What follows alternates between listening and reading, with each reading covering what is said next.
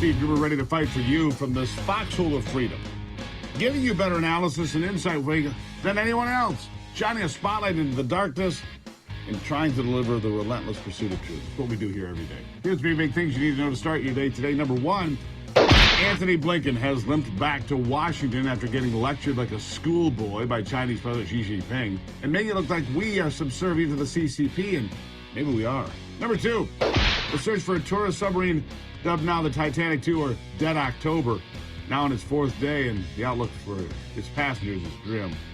Number 3, if you had any doubts about a 2-tiered justice system, you need not wonder anymore.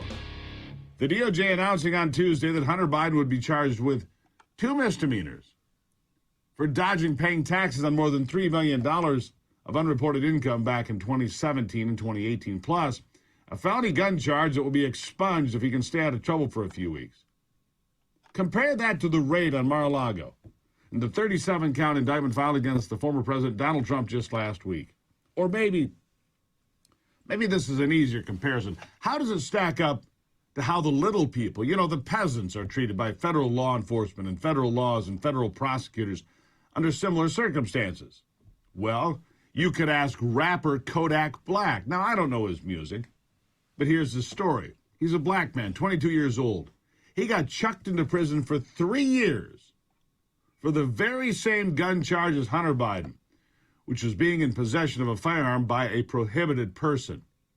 They lied on their background checks. And I actually think there are a couple of charges there because Hunter also admits that he lied on that form to get the gun in the first place. Kodak Black's attorney was among those screaming foul about the unbelievable sweetheart deal Hunter got from the DOJ, considering his client, Kodak Black, was locked up for more than 3 years, and Hunter, it appears, will not serve a single day in jail. Not one, but will instead get a pretrial diversion program for the gun charge. That's right, meaning he will have to go pick up trash at the park or serve meals in the homeless shelter to prove how sorry he is for committing these crimes. And Hunter will serve no jail time for tax evasion and consecutive tax years.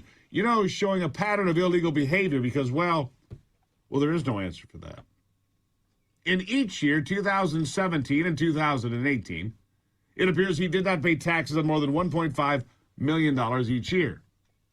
The deal appears to violate the so-called Ashcroft memo that requires the Department of Justice to charge the highest provable offense, and more importantly, to seek consistent sentences brought by the DOJ. And that means these charges and the subsequent plea deal is an absolute joke and a slap in the face to ordinary Americans like Kodak Black. Now, this gives me almost no faith in the investigation of the bribes and money laundering allegations against both Hunter and the president, but those investigations are still ongoing. So what are people saying?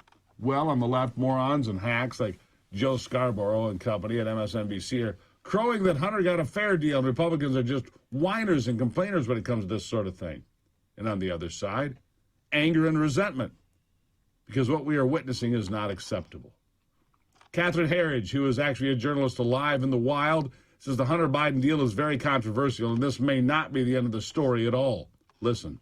I can tell you, having covered this for several years now, that this is likely to be a very controversial plea agreement, especially with Republicans on Capitol Hill. Over the last few years, not only in the House but in the Senate, their investigators have raised very serious questions about these business deals with Chinese nationals, as well as this Ukraine energy firm, Burisma. And then more recently, we've had whistleblowers come forward. An IRS whistleblower spoke on the record with CBS News, as well as whistleblowers from the Justice Department have gone to Capitol Hill complaining that this investigation has been slow-walked and that standard investigative procedures have not been followed. So this may just be the beginning of the story in many respects.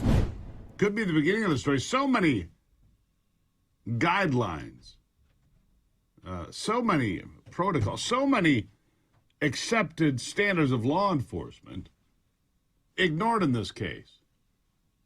It's a damn good thing that Hunter is not a Trump-supporting grandma with cancer, because if he was and walked into the Capitol to snap a couple of pictures, well, like a 69-year-old woman and drug counselor convicted of a trespassing misdemeanor for being around on January the 6th, who got 4 months in prison.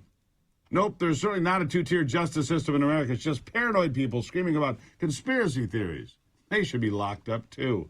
Don't worry, they'll come for me soon enough. The attorney for the president's addict son, by the way, says this was not a sweetheart deal. What are you talking about? When obviously it was. I mean, tax evasion is not a 5-year investigation to begin with, I'll tell you that. Listen to this. McCarthy was saying that if you look at other cases where the violations are similar, there's jail time, there's much more, there are more consequences, stricter consequences than what Hunter Biden is facing. Is this a sweetheart deal? You know, I've heard Speaker McCarthy say a lot of stuff I don't agree with. There was no basis for what he said, and he's not right. Oh, Kevin McCarthy's wrong. Hunter Biden's attorney there, stooge, says he has no idea as the laptop was involved in the plea agreement either. He just doesn't seem to know much of anything. Listen to this. Do you have any idea if Hunter Biden's laptop had anything to do with this investigation? Was it used? I don't. No, I don't. I mean, were you ever asked about it? I can't recall being asked about it, to be honest with you. But there's nothing about the situation that's been filed that has a thing to do with the laptop. Why not? I don't know. You'd have to ask the prosecutors. Yeah, gosh, he doesn't seem to know much of anything. But no matter what some greaseball, bottom-feeding attorney has to say about a filthy client like Hunter, sorry, Bob, but we do know better, and so do some others. That's for sure. Miranda Devine called the Hunter Biden plea deal for what it really is. Listen to this. Well, look, I think Hunter Biden's team is quite correct in that their man is off the hook with this sweetheart deal from the DOJ.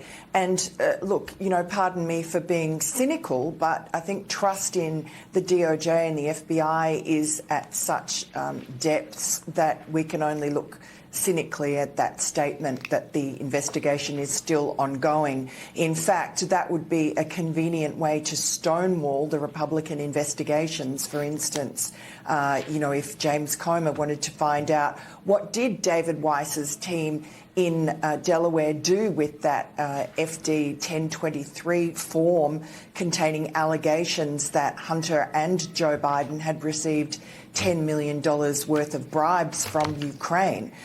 We know that Bill Barr said that he handed that document and the information that had been assessed by the U.S. attorney in Philadelphia, had handed that over to David Weiss's team.